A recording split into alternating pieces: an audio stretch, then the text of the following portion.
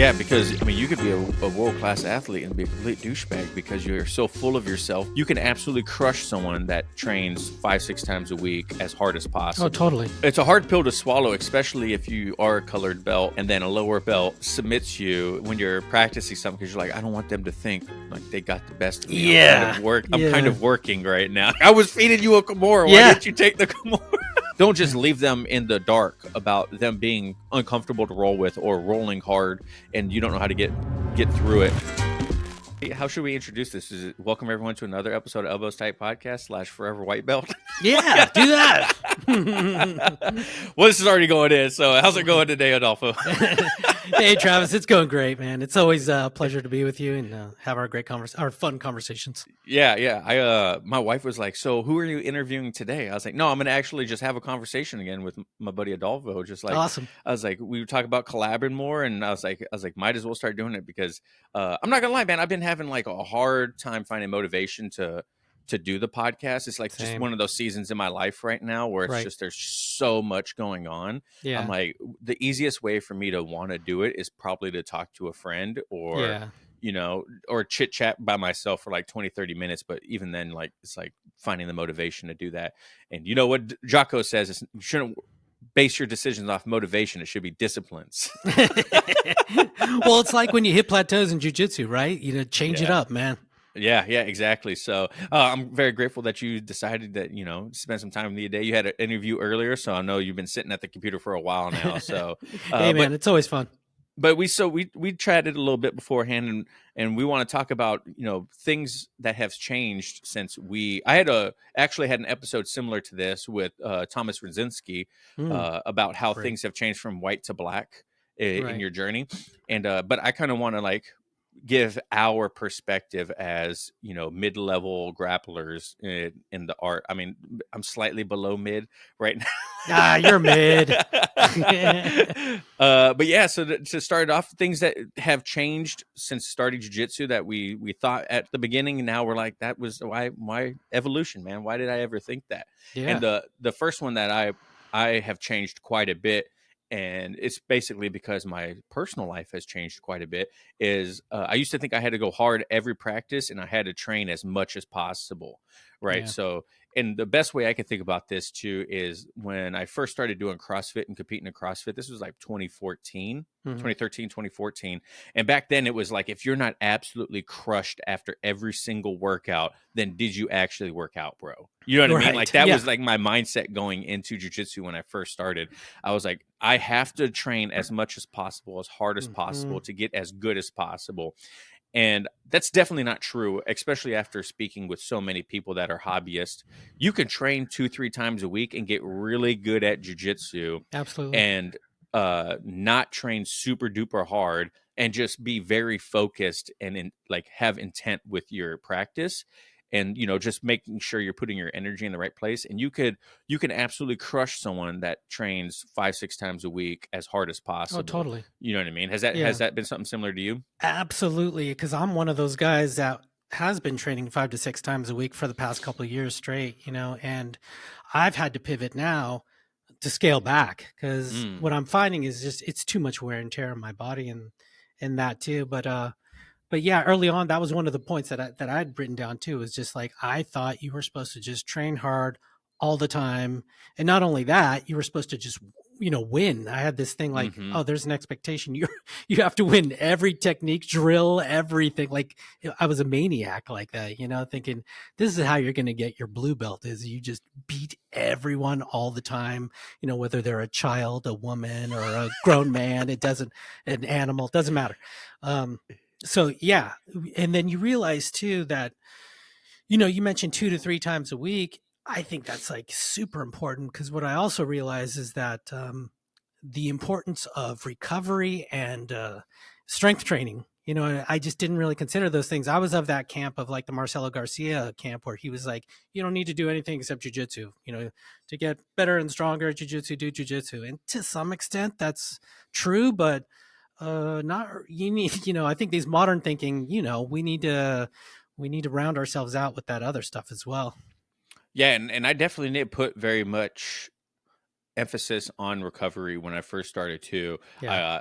I was like, I would get done with practice, feel beat up, and I was in my mid to late 20s, right? So, I'm in my mid 30s now. My birthday's next week, and so I'm like, yeah, I'm like now I'm much more like, okay, I got to drink lots of water before and after practice. I got to make sure I have my electrolytes and my nutrition is on point, because if I don't do that, then I'm just going to get crushed in practice. And it doesn't matter how many times I show up in the week if my body's not, if I'm not taking care of my body, that I could train every day of the week and I'm not going to get any better because my body's not getting any better, and that was a big like switch in my perspective, because when I had to stop training, like you mentioned, you had to, like, life took over. I couldn't train as much as I wanted to anymore. I was thinking, dude, now I'm going to suck at jiu-jitsu so much worse than I already do. Right. And it's like, how am I ever going to get promoted now that I can't train and be in front of my instructor's eyes as much as possible? Yeah. And it honestly, that just makes when you have that mindset, to me, it can make your journey so much worse also, because you're stressed so much about missing training, and now I'm like, well, if I make it twice a week, that's a win. If I make it 3 times a week, that's even better. I get to go training. It's not anymore I have to go training. I get to do this. I get to go and snuggle cuddle with people and like, yeah. But it was like when I was doing, I finally realized it when I was, like I said, I was going every day. Basically, I'm training every day, and then promotion day comes around, and I get that one stripe and awesome, and then I look over. And that person, and as much as I preach not to, compare yourself against others, it's hard. That person that goes like 2 to 3 times also got a stripe. And I'm like, wait a minute. You know what I mean? I'm like, and so it did help put things into perspective in that point, where like, and then when I let off, I'm more, I'm more there for training next time, and for rolling, I can do more stuff. And going back to recovery too, that can mean a lot of different things, like you were saying, and I never put much, importance on sleep as I do now, like it's so huge, and other like things, because that can, like the sauna and the hot tub for me is like, it's for me, it works, but sleep was like something I never, really changed my mind as how important that is. How did that, what's changed to make your sleep, you realize, is much more important now? Like, did you talk to someone that was emphasizing the importance of sleep, or did you listen to a podcast or something? Yeah, I think it was listening to like sleep experts on different podcasts and things, but it was also just the results of it. There's some things that you try and it's like, you're not seeing any results of it. But when I put a importance on sleep, I'm like, wow, it was evident that there was something, a measurable thing happening, like I feel better, I'm more present, I'm more athletic, or whatever it may be, Yeah, completely agree. Because when my kids were young or younger, newborn, it was like, if I got 2-3 hours of sleep the night before because I was up all night and I tried to go train, even later in the day, it still affected me, and so now, I'm like, dude, if I wake up in the morning, or if I'm exhausted when it's times to come training, I'm like, I seriously double think about going to train, because I'm like, what is it going to accomplish for me to go train today if I'm not there mentally, right? If chances of injury, chances of injury, right? And so we talk about, never stop showing up to class and whatnot, and I think that's true within a certain degree. Yes. Right. Like, yes. If my wife tells me I can't go to class, I don't think showing up to class, one, is going to be the smartest choice. But if like I'm exhausted and I can better recover for the next day of training that I have by staying home and maybe going to bed a little bit earlier that I would have been at training, I think that is much more valuable than going to training exhausted, feeling like I have an obligation to do it. Yeah, you know what I mean? Like, we should 100%. never have to force ourselves to do something that's supposed to be fun. Right. I remember when I was like really hardcore into snowboarding and stuff too. That's always the example I notice is the only time I would get hurt or fall real bad was on my last run. You know what I mean? Down the hill, for you people that ski or snowboard, whatever it may be. Like, you're so exhausted, right? You get to the point, it's like, that's when things occur. So it's like, that's not where you want to start, whatever it may be. Yeah, It's absolutely. when you're that tired. Yeah. And so sleep recovery, all that is much more important than making it to every single day as hard as possible. Yeah. Yeah.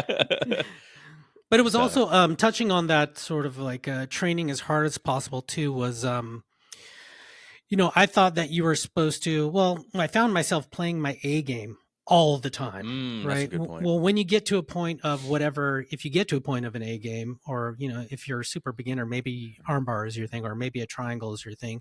And then all you're doing is a triangle. All you're doing is, your A game if you're sort of more advanced belt. And then you find yourself falling down the same funnel every time, the same funnel, the same sequence every time. I mean, there's some value to that, but then I realized, what I really changed my mind too was the importance of obviously going down another path, and you're gonna suck, and so it brings up the whole thing is the importance of losing, the importance of sucking, you know what I mean, and becoming a white belt every time, again.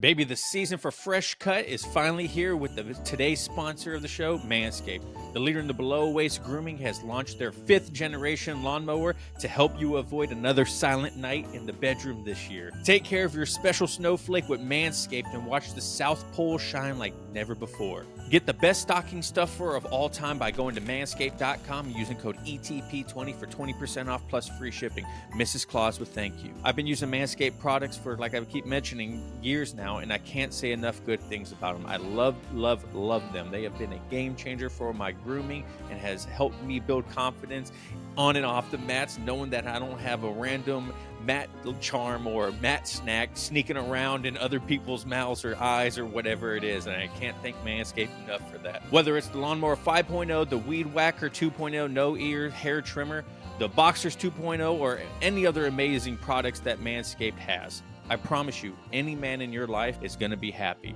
Get 20% off and free shipping with code ETP20 at manscaped.com. That's 20% off with free shipping at manscaped.com using code ETP20. Say ho, ho, ho to a well-groomed mistletoe with Manscaped. Thank you, Manscaped, for sponsoring this episode. So yeah, and I had that perspective shift also, and it happens every once in a while. It comes back around. I'm like, oh man, I should definitely be losing more. And one thing that kind of reiterated it to me was we had belt promotions the couple I mean, it just had I think I talked to you like right after it had happened. And one of our guys is got his purple belt, and one thing I noticed is when he's doing live rounds, he's always putting himself in bad positions to try to work out of it. And I was like, dang, dude, like I should definitely be doing that more. Like, yeah, he gets submitted by the other blue belts and whatnot, but all the other blue belts that got promoted a purple belt also with him. And so, but he's like super good. Like, it's really hard to submit him. It's really hard to pass his guard because he's always working on that, right. And so me, I think I do it more because I want that sense of I'm still good at jiu-jitsu when I do get to go train, because my training is very limited right now. You know what I mean? So in my mind, I'm like, if I don't win a couple rounds tonight, then I'm not making progress, or I'm digressing. You know what I mean? Sure. So I'm sitting there just trying to play my A game. You know what I mean? They're just trying to get submissions, just trying to win. Which there is some value to that, right. sometimes. Yeah, but in my mind, I'm like, maybe I should be focusing on what I'm not good at, because I'm not going to be able to practice it as much as I want to. Right. You know what I mean? So maybe one day a week I should just lose a lot. Work on things I don't normally work on. And then one day a week or 2 days a week, I should work on things where it's like I just got to keep honing the sword on, my good stuff. Right. That gets tricky at this sort of midpoint or whatever it may be, when you get a colored belt, balancing that, because you're so used to being a white belt where everything was new and everything, what you did was terrible or whatever. And now you get to a point where you're getting a little more proficient, and then you're like, you want to hone and sharpen that sword in terms of that proficiency. But at the same time, it's like, we got to go back to, that awfulness of, early white belt smashing, and all that. Yeah. And it's a hard pill to swallow, especially if you are a colored belt and then a lower belt submits you. when you're practicing something, because you're like, I don't want them to think like they got the best of me. I'm kind of Yeah. working right now. Yeah. Yeah. Yeah, and we talked about this before. It's something I don't announce, but I used to refer to it. I think incorrectly as allowing people to tap me, but I just had a conversation with Emil Fisher, and he put it much more eloquently. He's like, "No, you earned that. You earned that tap. Everyone who's ever tapped me earned that tap. What I do is I put myself in, situations where it's very tenuous. You know what I mean? It's basically super late stage, whatever it may be. So there's a very good chance that I'm going to lose or tap, whatever it may be, because I'm working, as you mentioned, in that very compromised state. And I think that gives the other person a little bit of credibility too, because if you have it like that, instead of I was letting them work, instead like no, they capitalized right on the situation. Sure. I think that gives them uh, a little bit more, not, I don't want to say authority, but like in your mind, that they can put you in these positions that you want to work in, and you have to work out of. You know Yeah, what I it mean? validates what they were Yeah, trying to do. validate. Whether Yeah, it's like something like a late stage rear naked choke, yeah, I can finish that. When I when I have it and I'm there, hey, there's some credit to that. Good for you. You finally got that. Those finishing mechanics, because maybe you wouldn't be able to get to that point with someone who's proficient or something like that. So this is what yeah. it feels like when you're there. So how have you implemented the losing more in your training then? Oh, I do it constantly. I think it's from being a smaller, sort of older guy who wasn't particularly strong. So that's been ingrained in me since day one. You know what I mean? It's like I'm used to being on bottom. I'm used to getting smashed. And so for me, it was a matter of survival, of learning how to survive, endure, and get out of things, and being, escape late stage stuff too. So yeah, for me, it was like oxygen in a way. It was like that's what I do. Whereas someone who's big or whatever, who's used to being on top and smashing in Kimura every time or whatever, it's like that could be a little tricky for them.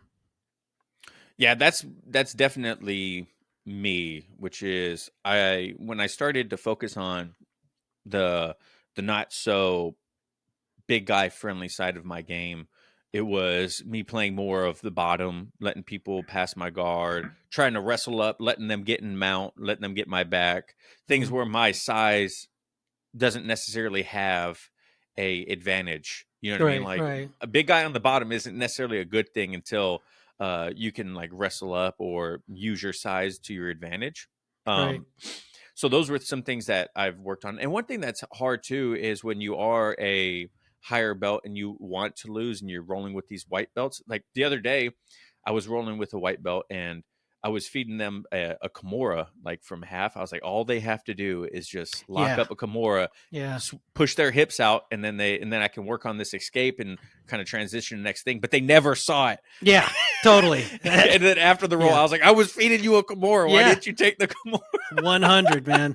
Yeah, it's so funny. That's sort of a universal experience, right? When you see someone who's like less knowledgeable or whatever than you, and you're like, that armbar was right there for you. Why aren't you Yeah. going to an S mount, or this and that kind of thing? I'm literally trying to get you to submit me right now. Yeah, totally, totally. Because I want to work on this particular escape or whatever it may be. Yeah, maybe not. Yeah.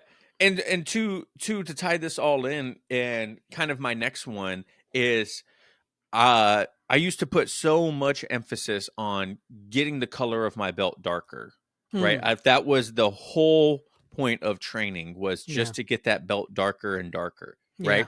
Um, and if you guys don't understand what I mean, it's like advanced, like, right? Because yeah, the higher you get is darker the belt gets, yeah. right? So I was thinking, man, I just have to get to the next rank. I just have to get to the next rank.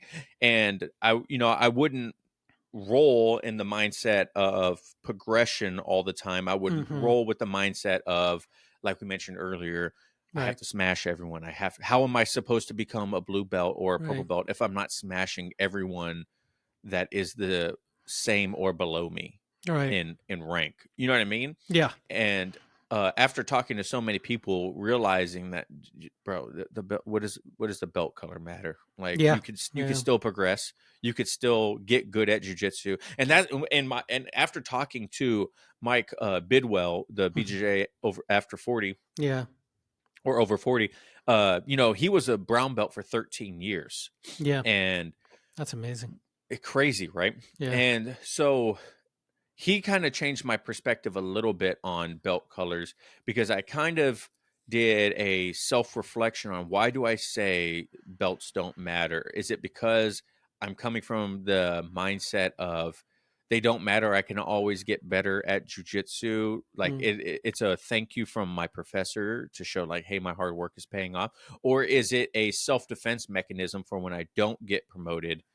I can tell myself, oh, well, it doesn't matter. The belt Mm. doesn't matter. And I Mm. think, honestly, for a little bit, I was switching over to it's more of a shield. It's more of a way to not get, you know, upset if I miss a promotion night, or if I do come to a promotion night and I don't get a stripe or a belt or something like that.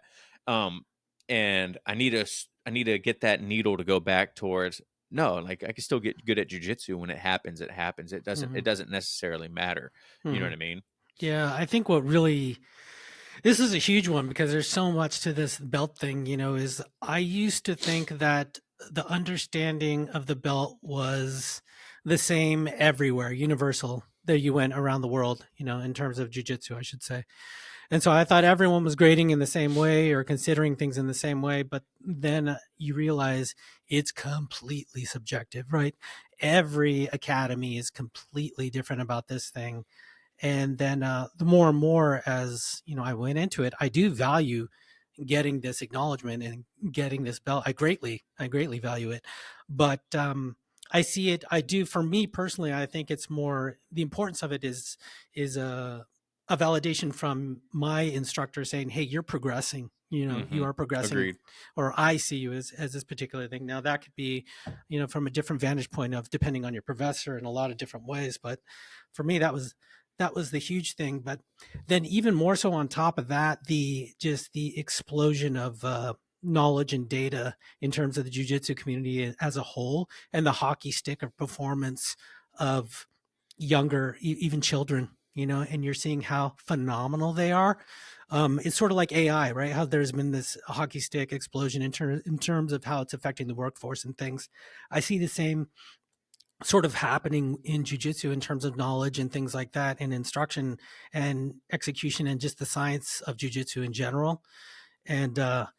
And so now it's like it blurs the line of the belt even more, because are you a black belt, or are you even a brown belt person? But this kid is, coming along at a super high level, performing at a super high level at, white belt or even blue belt, way, leagues above, and they're beating colored belts above them, depending if we're talking about teen or 20 something kids.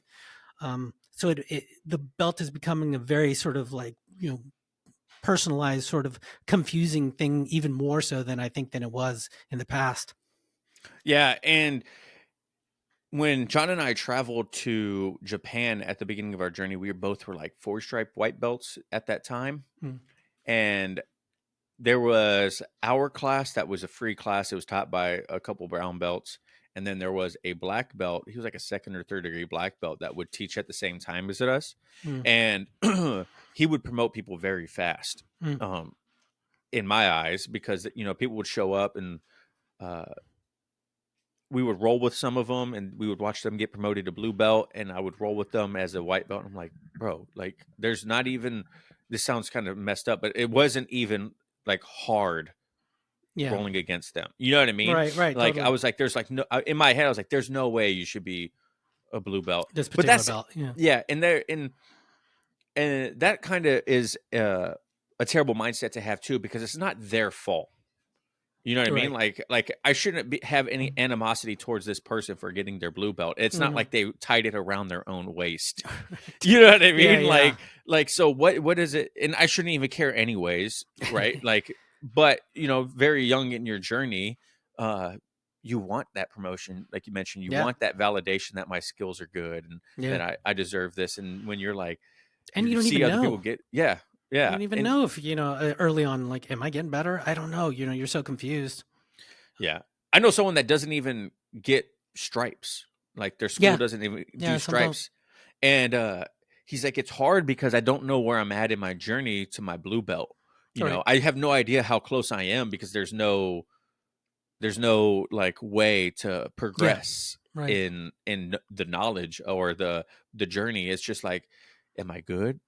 Yeah. Yeah. Some like, people just sort of surprise you with a belt too. It's like there's yeah, no like a roadmap, like a defined curriculum. Some places don't even have that, and you just don't know where you are, And then also there are other places that I did realize too is that some people will, like you said, maybe it feels like they're belted early, but they're under that philosophy. Well, they'll grow they'll into it, grow into it. right? So there's that, and then there are other places that are complete opposite. They're like, these people are clearly blue belts, but we're keeping them at white, right? So some people see that as sandbagging. Other people say, no, we just have high standards. So you see where it's just all very sort of blurry and subjective, right?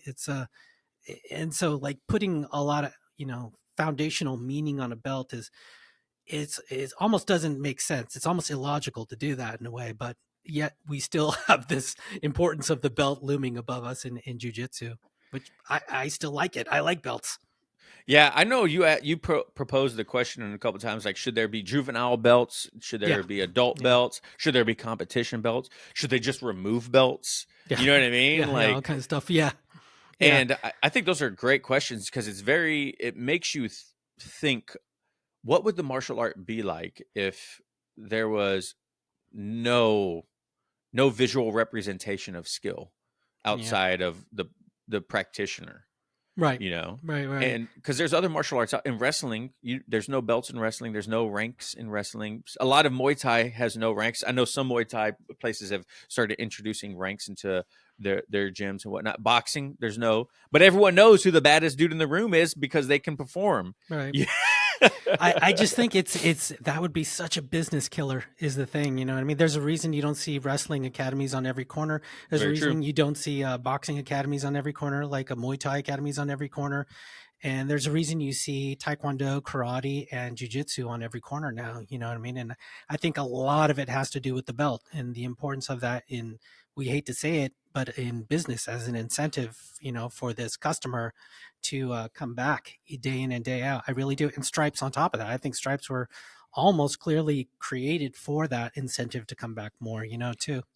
Yeah, and if you look at kids' belts, they have so many Yeah. belts because Yeah. it helps with them with the sense of progression and accomplishment, right? It's like they have, I don't even know, 8, 9 belts before they even get to Yeah. blue.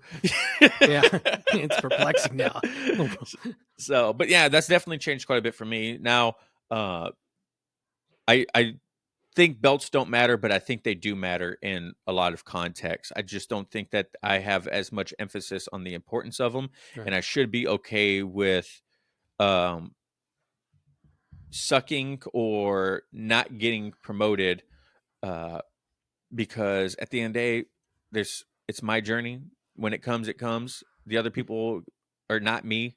They don't have the life I live, so it doesn't matter if anyone else gets promoted. As I just have to keep showing up and training. Yeah, we all run into our hiccups. That's the thing too. We all get injured, we're sidelined, or life gets in the way and stuff. Yeah, there's always something to hold you back. It's a trip. Absolutely. So what's next one for you? The other one that I think that I really changed my mind on was how to roll with less experienced or smaller and weaker people. We kind of touched on that. Um, but I used to think it was all kind of the same, and I wasn't sure how to, like, no one ever taught me how to, for instance, roll with a smaller woman, let's say, or person of the whatever opposite gender, and I wasn't sure how, is this appropriate? How, should I let them win every time? And all this stuff because it seemed like this thing I wasn't sure how to do that, but I changed my mind in that I shouldn't give them the win, as we say, every time, but and I shouldn't be dropping my weight on them, things like this that we take for granted now that we know, or those of you that are listening that know how to do this or has done this quite a bit, as I have, because some of my favorite partners are female training partners, And it took a while for me to sort of get it and to respect what they're, aiming for too, because they all have different perspectives as well, just like we all do. Um, so that was that was a difficult one for me to sort of like grasp, just to get even a mindset on. Yeah, I don't get to train with too many female women or uh, people of the opposite sex, however you want to say it. And it's kind of sucks. Like I being over 200 pounds and relatively strong, I definitely know how rolling with smaller, not as strong. I don't want to say weaker, but Hmm. people that don't have the strength advantage that I do. That was a that was a big eye opener too, because when I was a white belt, same thing. I was like you mentioned, I was trying to smash, trying to like crush people. I would use a lot of strength, and I didn't know this, but a lot of my friends they didn't want to roll with me. Oh wow, Um, yeah, right. when I was a white belt, they're like, "Yeah, dude, you were always like a super tough roll and not like technical. It's like you would always use a lot of strength and go really hard." And I'm like, "Oh, why didn't anyone tell me this?" Yeah, You man. know, it's like that sucks. You don't want to be that guy and just subconsciously thinking everyone's good rolling with you and whatnot. And when it comes to rolling with women, you have to think about that plus more, because it's like I just talked to Andrea Baxon, who did the documentary about That's all the right. women in That was a jiu-jitsu. great episode. Yeah. Yeah, and that her documentary is fantastic. And I got to see that. and one of the interviewees said like, or she said in our interview too, like if it wouldn't work on someone your size, don't do it on me, right? Mm, Because if it's not going to work on someone your size, then you shouldn't have it shouldn't work on me. Like you shouldn't have to force it on me, mm, or use your strength on me.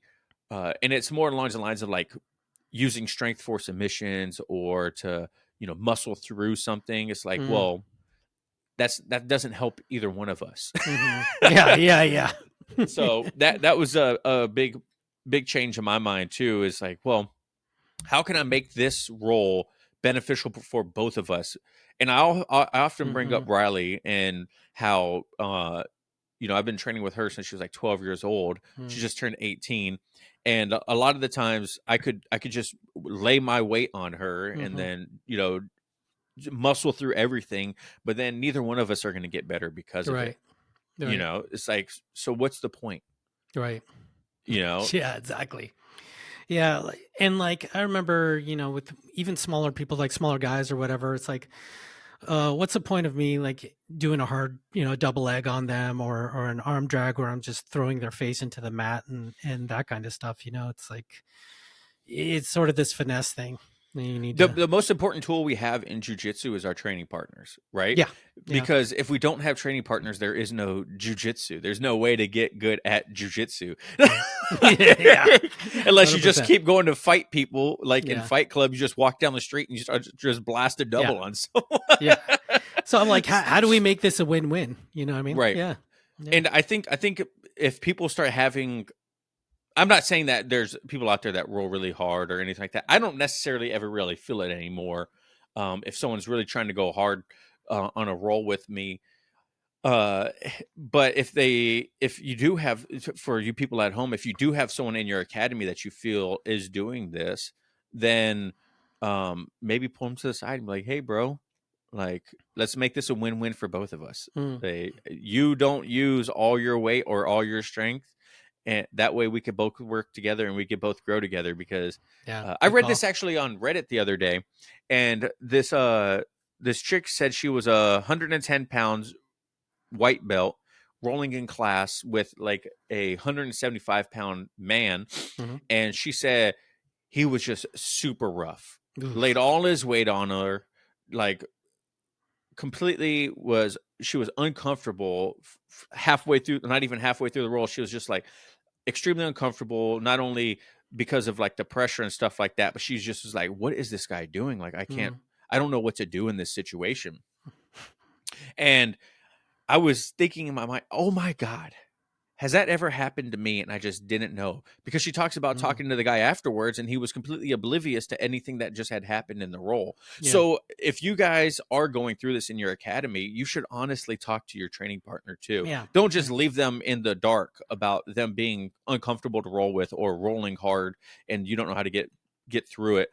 I would tell people, I'm like, hey, people tell me I roll kind of hard. If there's a situation where I'm going too hard, I need you to stop me and let me know. So now in my mind, I have that as like a timestamp, right? Yeah. Like I know, okay, that's too rough for a lot of Right, people. right. You know what I mean? Because if I don't know, I don't know. As an outside observer too, if you're a third party to it, you should probably take the guy aside and say, "Hey, I saw you rolling with this particular person, and I think you should probably go easier on this person." You know what I mean? Yeah. If the context warrants it, like your familiarity with the person when all these other things come into play there. Right. Yeah. Like if you're passing a small person's guard and you go to knee cut and knee him in the face, or that you like switch hips and land, put all their weight on their stomach. Like Yeah. you could say something to training partners, right? Like we're all teammates here. You know? Yeah. So, Travis, one other thing that changed my mind that I wanted to discuss too, I think was the instructor being the only source of your information. That's one thing that sort of changed. I changed my mind early on. My instructor is the most important, obviously the prime, influence on my jiu-jitsu, but, and I emphasize this every time. You also need to take ownership at some point. You realize of your own progression as well, and to take that input, but also consider other things. Have you experienced this as well? I mean, John and I from the get-go looked for outside sources just because our journey has been so different because of traveling for work and whatnot. So I've always, and I've learned from so many different instructors. I never had the mindset of like my instructor is the end all be all for knowledge. But now I actually don't look for a lot of outside knowledge when it comes to jiu-jitsu, mainly because I've had this idea in my head of if I can't even get the stuff going that I'm learning in class, then how am I going to be able to benefit from me looking for stuff outside of class? You know what I mean? Because to me, my professor is teaching me something that he thinks is beneficial. So he knows my jiu-jitsu probably better than I do. From the outside looking in. And so if he's teaching me something, I should probably put a little bit of more weight into what he's saying and then just, make it work for me in my context. Right. But if he's showing me something, it's probably because he puts a lot of value in it and could be beneficial to me. And not only that, but it's kind of going back to the belt thing. But if he sees me not working on things that he's showing me, then how likely is he going to be to promote me? He said, well, you don't do anything that we do in class. Like you have all these holes in your game because you're not practicing what I'm showing, or, you know what I mean? So because he honestly, he's the arbiter of my progression.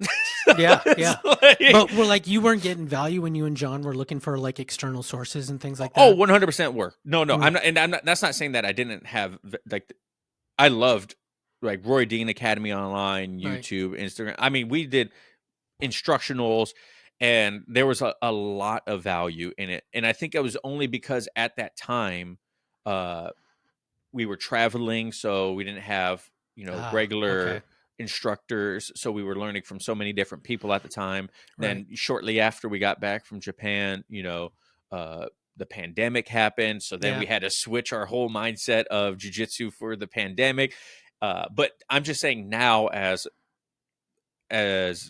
someone looking at myself, I'm like, I don't feel the benefit from watching instructionals that are on techniques. Now, if it's like theoretical stuff, like Jordan Pressinger's theory course, where it's things that I can think about to prevent, like not letting someone grab my head, long and short frames, inside position, right? Like these are things that no matter what I'm learning in class, I can benefit from using them, right? It's instead of me watching a butterfly instructional and then trying to work it into class, and that might or might not help. Instead, I'm more along the lines of theories or, like the more conceptual things in jiu-jitsu that are universal in my eyes. Yeah, so. Totally, man. And if you guys want Jordan's theory course, there's going to be a link down in the description below. But that's what I find value in it right now. And as someone that's, was trying to become a little bit more of a coach in the gym before I had to switch work schedules, I was definitely getting more into the why we do things. Yeah. Because kind of pulling into mine, not to stop yours, but my next one is going to be I used to think theories were too complicated for new practitioners. They would never understand the why we do something. They could, if they don't even know how we do something. Right. Now, I definitely think people gain a lot of knowledge, especially at the beginning, on the why. Yeah. If it's simple, if we can make it a simple why. Yeah. We don't want to overcomplicate it. Jingle all the way. Are you dreaming of a gluten-free, protein-packed Christmas snack? Look no further than Kudo, the official protein sponsor of the UFC. This holiday season, unwrap the joy of Kudo's popcorn revolutionary cooking method, bringing you 10 grams of whey protein isolate in every festive bag. It's not just a snack, it's a Christmas miracle. Join the snacking sleigh ride that MMA athletes Michael Chandler, Robbie Lawler, Bruce Buffer, and Eva Santa favorite Dana White endorse. And guess what? Santa's elves have a special treat just for you. Use code ELBOWSTIGHT at kudosnacks.com and enjoy a merry 25% off your entire order. Ho, ho, ho! Holy protein goodness. Indulge in the magic of Kudo's garlic, Parmesan white cheddar, and salty sweet kettle corn flavors. It's the gift of healthy snacking that tastes as delightful as Christmas morning. Whether you're hitting the gym, taking a snowy hike, or just spreading holiday cheer, Kudo Popcorn is your go-to companion. Taste the magic this holiday season with Kudo's Popcorn. For a limited time, our listeners get an exclusive 25% off their jolly order with the code ELBOWSTIGHT at kudosnacks.com or clicking the link below. That's 25% off with code ELBOWSTIGHT at KUDO snacks.com. Save some jingle, support the official protein popcorn of the UFC, and get popped. Thank you, Kudo, for sponsoring this episode. Yeah, I think some people do. Yeah, because in the beginning, I remember hearing the Island Top Team guys always talking about base posture and structure, right? And I was always trying to understand that as a white belt. And it was confusing to me because here I am, I'm just trying to learn a triangle or, an arm bar or what close guard, even how does that work, And then thinking about base posture and structure to me was like tough thing. And I'm like, okay, I'm going to focus on base now, and then I'm just getting tossed all over the place or whatever. And all this stuff. I'm like, geez, this conceptual stuff is just not working. You know what I mean? For me personally, I found that perhaps it wasn't as simple enough or something like that, or maybe it was for others, or I was too dumb, or I just, I went about it more the other way in that, specific technique or specific training spoke much more to me early on than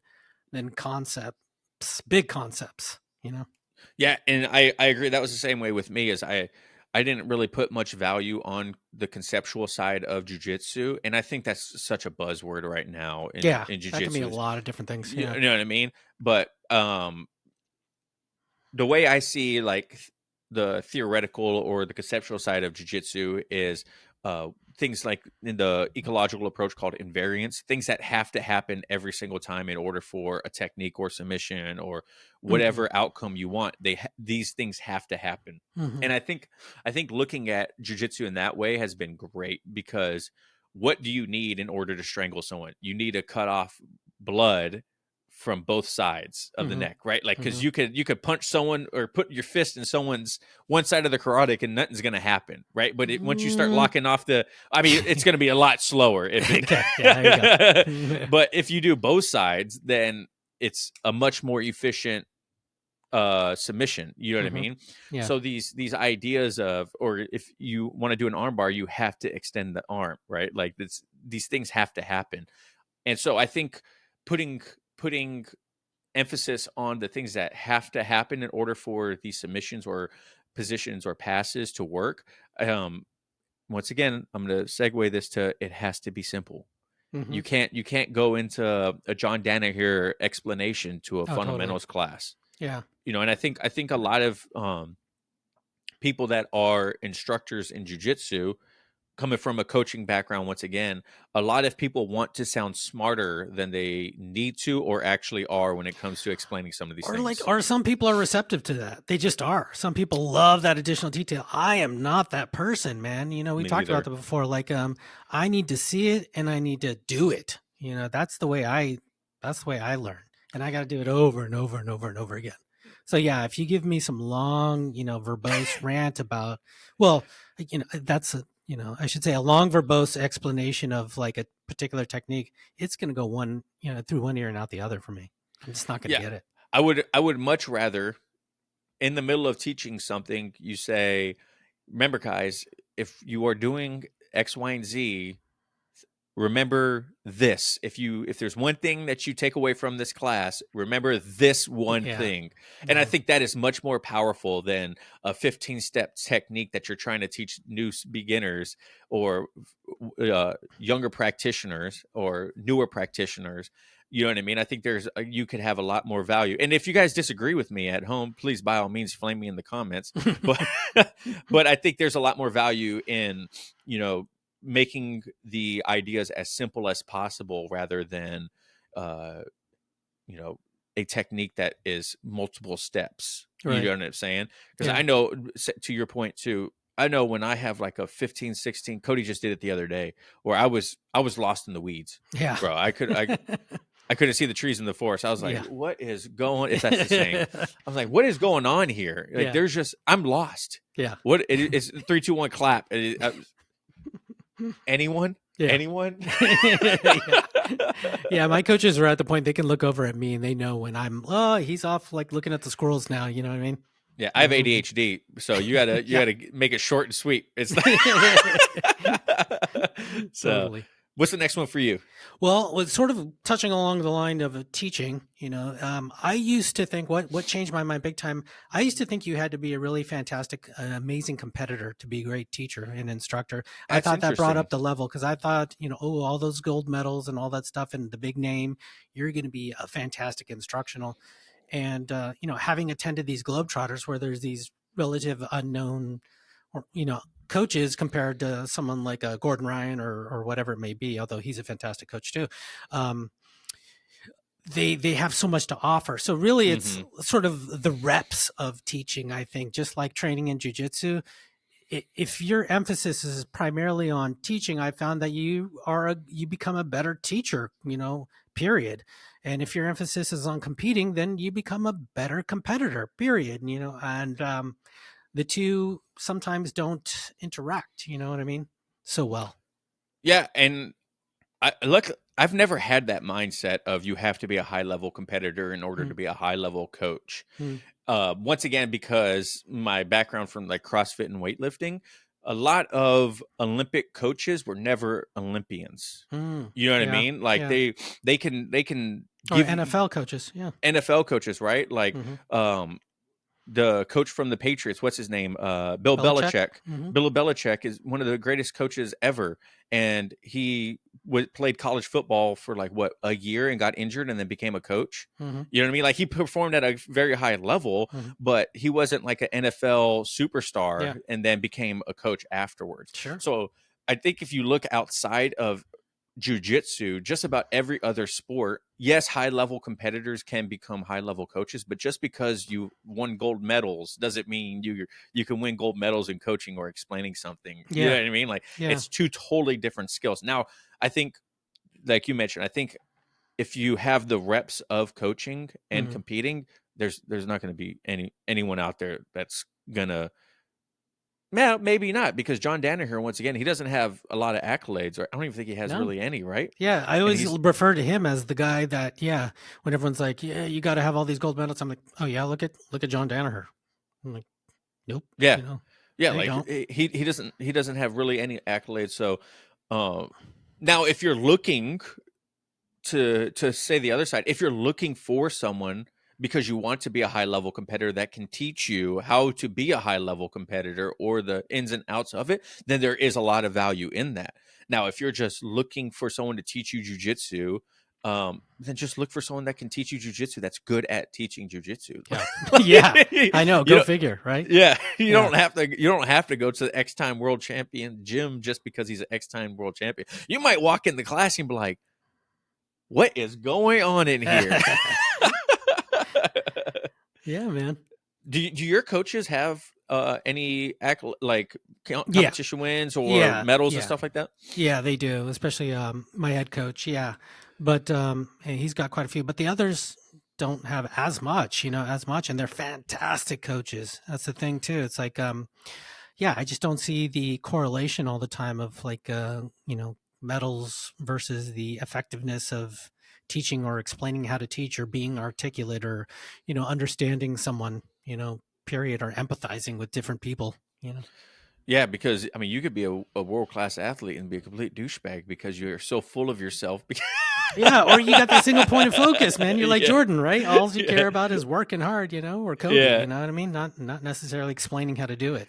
Yeah, and that's something that's funny too, because one of the things that's changed for me when it came to like coaching was I used to think like, how do I say this without sounding like a dickhead? But just because your coach says it's one way doesn't mean it has to be done that way. There's so many things. Like I used to put so much stress on myself of this is how my coach showed it. This is the way I have to do it. It doesn't if it's not working for me, it's because I'm doing it wrong. Yeah. Which isn't necessarily true.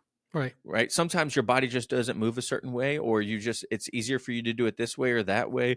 Just because you can't do it exactly like how your coach is showing you doesn't mean that you're doing it wrong. Like everyone's anatomy is different. Like what works for you to accomplish the goal, the ultimate goal of what the move is. You know what I mean? Yeah. In our previous episode that we spoke with each other, one of the things that I brought up is that we both speak with so many like fantastic high level competitors and black belts too, and they constantly contradict each other.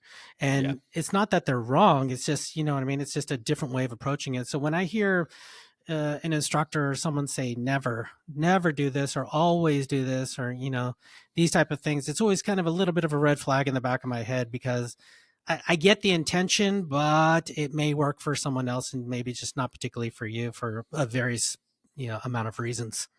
Yeah, I just listened to Jordan on his most recent podcast, and they did a Reddit. They talked about like a Reddit post that was, what are some theories that changed your mind in jiu-jitsu? And one of them was like, always fight for the underhook. And they were basically like, that's not true. Like you don't always want the underhook. Sometimes you want the overhook. Sometimes it's, having the overhook. They're like, I mean, it's a nice way to think about in order to have something to work on, but that's not necessarily true. There's very few things that are 100% true every single time in every single situation.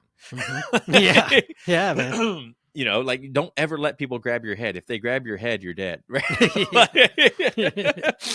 But yeah, that's one thing that has been a big eye opener for me is, and I think it's because of the podcast too, because we get to talk to some brilliant minds within the art. And when you talk to one person one week and then you talk to the next person the next week and you're like, wait, which one is true? Right? Exactly. It's like whichever one works for you is the one that's true. Yeah. It's like they take them both, and you could use them both, and they can both be extremely valuable to you if within the right context. One of my favorite sayings is, "The right move is wrong at the wrong time." Right? Like it could be the right move, but at the wrong time, it's the wrong move. Yeah. Right. And it's the same thing with whether who's coaching you or everything within jiu-jitsu. If it's not the right time to do it, or it's not the right time to, have this mindset or whatever, then it's just wrong. It's okay. It's just wait for the right time. Yeah. Exactly, man. So you got any more, Adolfo? Let's see. I did have another one that I really want to talk about. Perfect. Let's do it. Some people prefer, I used to think that, I think what changed my mind and I realized is that, and I found really interesting, is that some students prefer the firm hand and some prefer the soft hand. You know what I mean? I didn't realize there was this dichotomy there where that some people are like, coach, I need you to be harder on me. You know what I mean? Yeah. I'm this type. And I was like, whoa, I'm not that type of person. I'm the one who's like, oh, you need to ease me into this because everything scares me here. You know what I mean? That's how I came about it. And I remember talking with you too, and John too, early on about how when you guys first started jiu-jitsu, you guys were just getting smashed and you're like, dude, we need to learn this. This works. Whereas me, I'm like, I get smashed and I'm like, dude, this is not for me. I need to get out of here. You know what I mean? So that's that. I think that was something that I changed my mind about. I didn't realize that there were these two very different perspectives. You know what I mean? Yeah, and I definitely have always been more of the more firmer hand, I guess you could say. Like I've always enjoyed hard rolls. I've always enjoyed getting smashed. I've always, maybe it's the veteran in me right from the military. It's like that's just what I'm comfortable with, like people being militant when it comes to class. It's funny because I always bring up this saying when I'm talking to you about this thing too, is there's a saying Brian Callen, this comedian, said, it's super funny. And I always repeat it to the tougher guys in my academy. I said, some of us are built for war and some of us are built for dance. You know what I mean? So hey, but that's not nothing wrong with that. No. I'm a finesse man, dude. Yeah, I'm a finesse man. Yeah, and so even when it comes to like my instructors, I definitely I don't know. That's might be a little different because I don't want to get treated like jiu-jitsu in the 90s of I mean there's levels to this. Black belts and no talking on the mats or you show up late you get beat. I don't like that stuff because I'm paying for a service at the end of the day. And like you're an adult. Right, exactly. Now if it's my son and he shows up late to class, by all means, no. But when it comes to like, and I honestly have when I'm rolling, I think I've mentioned this to you before. I have this mindset of if I get a submission, a lot of the times, if it's with a higher belt, I'm like, I have all of a sudden, I'm like, I'm firm when I'm in the roll, and then I get to a submission where I could finish it, and then I back off. And I'm like, I just psych myself out. And I'm like, maybe I should stop doing that. Like, because I'm gonna get to these positions and I'm always letting go or I'm always backing out or whatever it is instead of sticking through it. You know what I mean? Yeah, man. All right, Adolfo. Well, this was a great conversation. Yeah, man. That was a lot of fun again. Yeah, absolutely. We definitely got to keep doing this. Maybe once a month, once every other month, or something like that. Sounds good. Maybe once a week. Yeah, sounds good. I'll see you every day. If people want to follow you once again, where you're at, where can everyone reach at? Yeah, check me out at just Google Forever White Belt or go to IG. Forever White Belt Show is us, and we're available everywhere.